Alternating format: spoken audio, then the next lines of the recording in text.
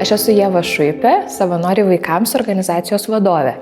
Niekieno vaikai yra projektas arba iniciatyva, su kuria pradėjome savo organizacijos veiklą. Vėliau po metų mes įkūrėm organizaciją Savanoriai vaikams. Ir dabar organizacija Savanoriai vaikams turi 2 programas. Tai Niekieno vaikai yra ta didžioji programa, su kuria mes rūpinamės vienišais vaikais ligoninėse ir krizių centruose. O kita programa yra Drauge. Tai ten irgi yra dirbama su savanoriais, bet ten jau kitas formatas yra teikiama emocinė parama suaugusiems žmonėms. Tai tam, kad vaikas neliktų vienas ligoniniai, kai mes sužinom apie vienišą vaiką, iš karto mūsų koordinatoriai telkia savanorių komandą, kurie besikeisdami būtų su vaiku, užsiimtų su juo, teiktų jam emocinę paramą, visą užimtumą, priežiūrą, kurios jam reikia ligoniniai, tam, kad jis neliktų vienas.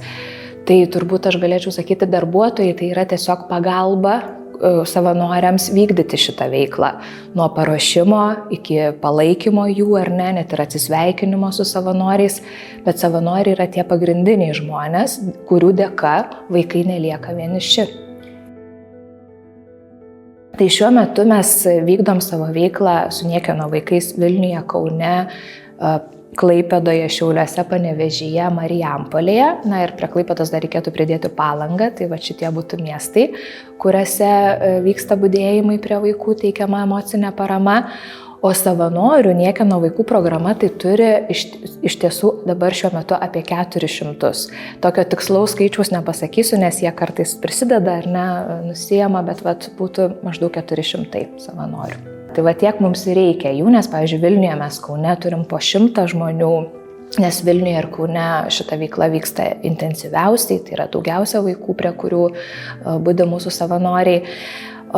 Bet šiaip tam, kad savanorių užtektų, mes turim nuolatinį procesą. Tai yra kiekvienais metais mes vykdom savanorių atrankas, mokymus, pasipildom komandą.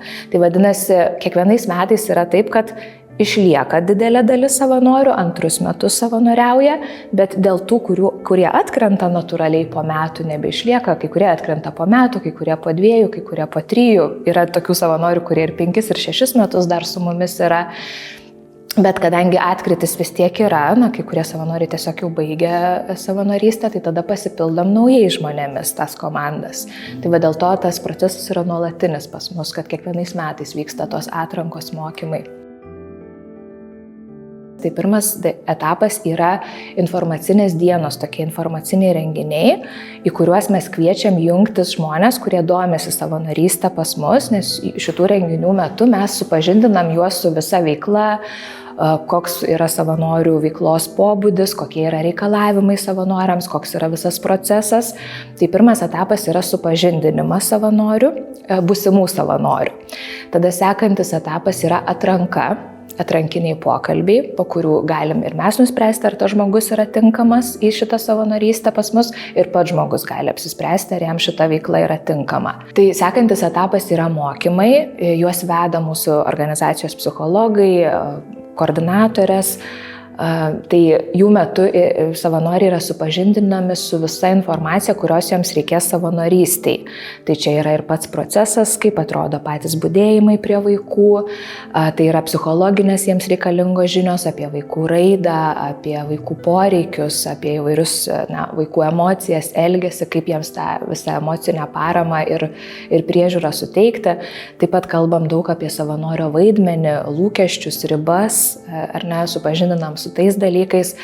Tai po mokymų jau tada, jeigu viskas yra tvarkoj, seka savanorystės pasirašymas, savanorystės sutarties pasirašymas ir tada jau savanoris yra įvedamas į komandą ir prasideda budėjimai. Tai vėlgi budėjimų metu, kai jis jau pradeda budėti prie vaiko, teikti emocinę paramą vaikui, tai nuolat jį lydi koordinatorės. Tai yra mūsų jau darbuotojai organizacijos, kurie suteikia ir reikalingą informaciją, kur jam kada reikia nuvykti, palaiko jį iš esmės ir techniškai, ir emociškai, tokiu nuotoliniu būdu. Ir dar kitas procesas pas mus labai yra svarbus savanorių palaikymas. Tai kiekvieną mėnesį vyksta savanorių susirinkimai, supervizijos, tokie atvejų aptarimai, kur renkasi mūsų savanoriai ir jie dalinasi įvairiom patirtim, atvejais, kažkokiom sudėtingom situacijom, kurias patyrė ir gauna tokiu būdu jie palaikymą ir vienas iš kito, ir iš mūsų darbuotojų, koordinatorių. Nu, jeigu žiūrėtų toliau, yra ir atsisveikinimo procesas, tai savanoriai iš esmės įvykdė įsipareigojimus, tai yra išbudėję bent tuos minimalius metus, kiek mes prašom jų, jie turi teisę arba likti organizacijai toliau ir pratęsti sutartį, tai visada labai džiaugiamės tais pasiliekančiais savanoriais, gali jie ir išeiti, atsisveikinti, tai vyksta tada ir atsisveikinimo procesas, kuomet yra nutraukiama sutartis, yra atsisveikinama su kolegom savanoriais, išlydimas tas savanoris.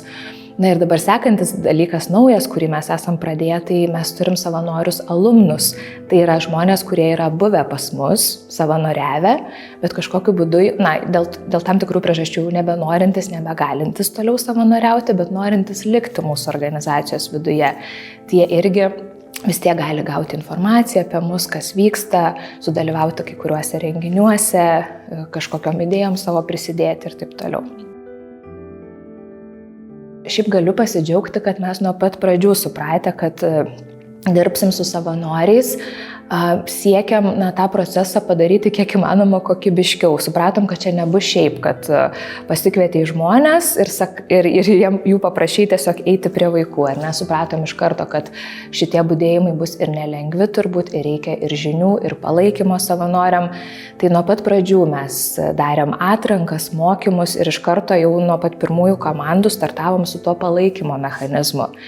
Bet aišku, augant organizacijai, augant mūsų kompetencijom, augant mūsų patirčiai, suvokimui, kur yra tie probleminiai taškai dažniausiai, tai mes visada tobulinom tuos procesus ir konsultavomės ir su savanorystės ekspertais, tai Neringa Kurapkaitė ne visada buvo mūsų organizacijai šalia, tiek mokymus vesdavo koordinatoriam, tiek ir aš pati jau pas ją supervizuotis ir dabar mano kolegė eina, tai tikrai visada turėjom tą palaikymą iš ekspertų.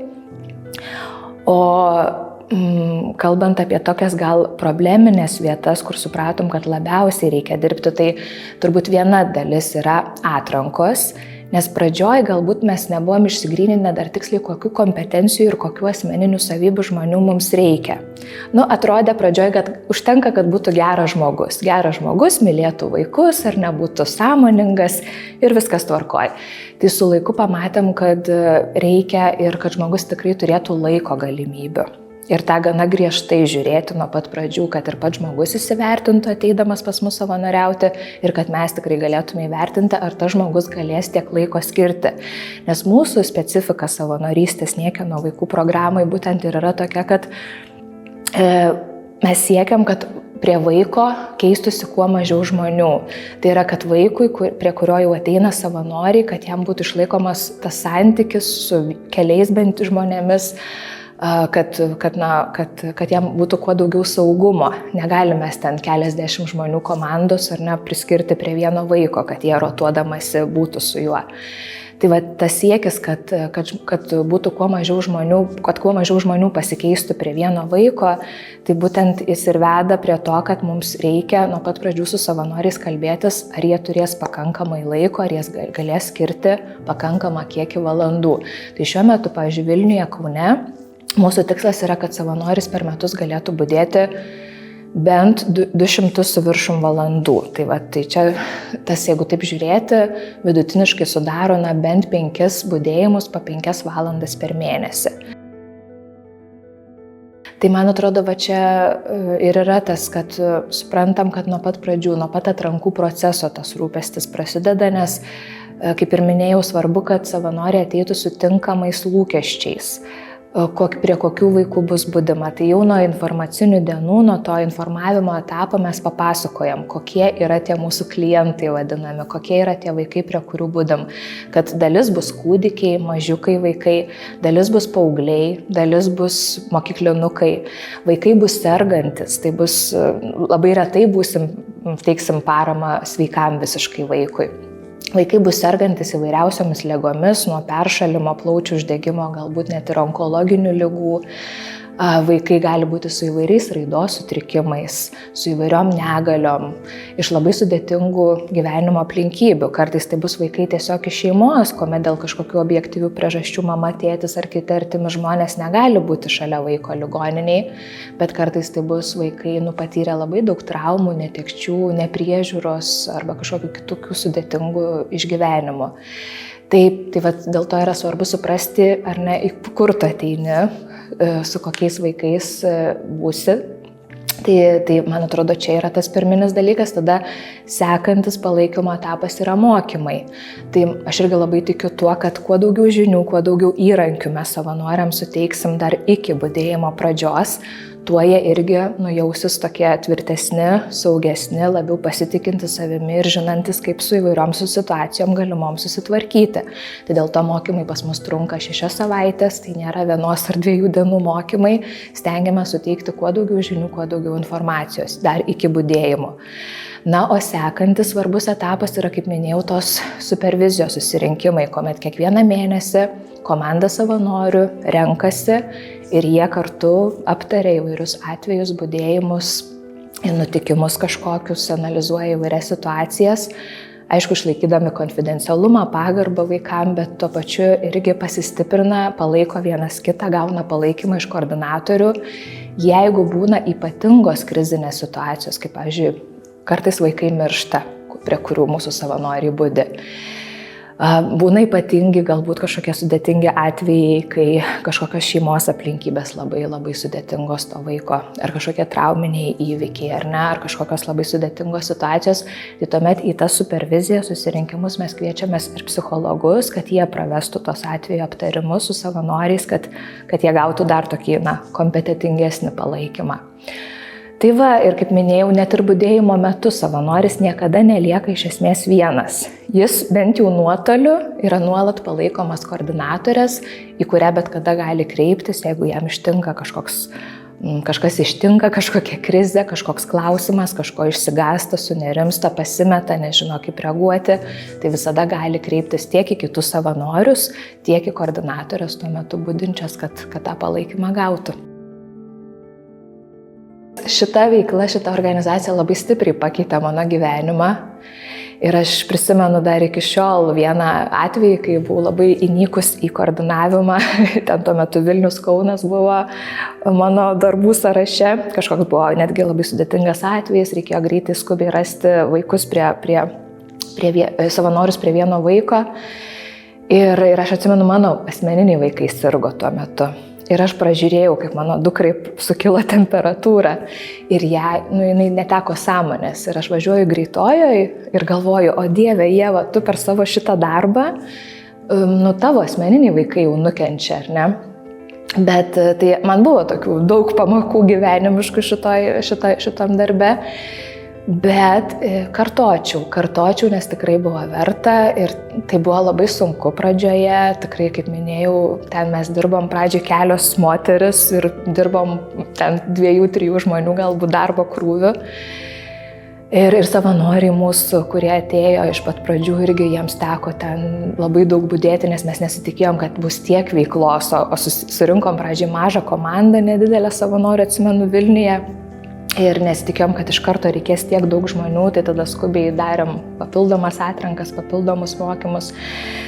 Tai tikrai buvo tų tokių nelengvų etapų, buvo daug iššūkių, kuriuos reikėjo išspręsti, nes ir ne visos ligoninės mus taip palankiai priėmė, reikėjo su kai kuriom ligoninėm 1 metų įtikinėti, kad vienišiem vaikam reikia suaugusio žmogaus šalia ir kad čia nėra taip, net stos nei žaidimų kambariai, nei ligoninės personalas to žmogaus, kad kažkas nuolat turi būti šalia prie mažų vaikų, net ir prie vyresnių.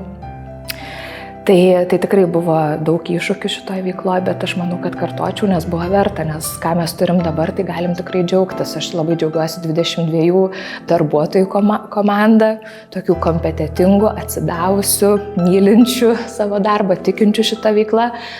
Tikrai be galo džiaugiuosi 400 tų savanorių, kurie yra šiuo metu aktyvūs, o ką kalbėti apie, jau mes skaičiavom ten virš 1000 žmonių, kiek yra savanoriavę pas mus.